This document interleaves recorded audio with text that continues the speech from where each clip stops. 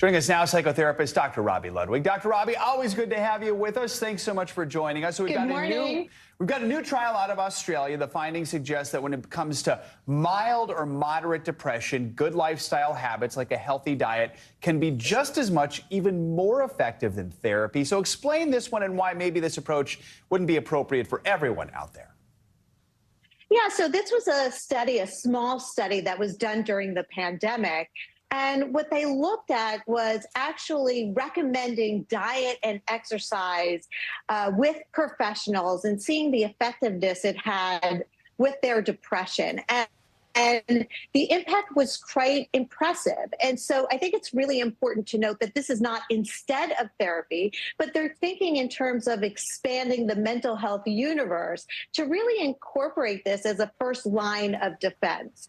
And I love this idea. I think it's really great because we know that it's important to address the body and the mind, not to look at it separately, but to look at it as another factor that's a treatment recommendation. Robi, more schools are introducing things like meditation, mindfulness, yoga exercises to help kids' mental health. We're going to show you some kids at Roberta T. Smith Elementary in Georgia. They're taking a daily meditation break. My son did this in second grade. He could meditate for 10 minutes because his second grade teacher thought it was so important. What are some of the benefits of this? And how can families help their kids at home give it a try?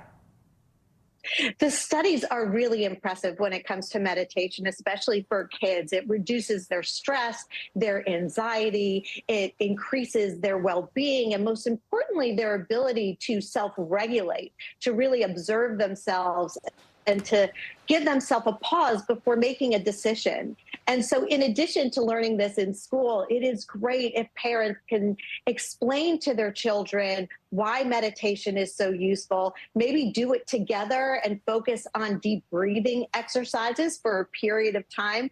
Breath is free. You can take it wherever you go. And then maybe even have an affirmation. So kids are learning it at school and at home, and it just becomes part of their toolkit. I like that. And Goldie Hawn is a huge advocate for this. She has a program about it. I interviewed her years ago about that, of really getting kids to take time to focus on mindfulness. All right.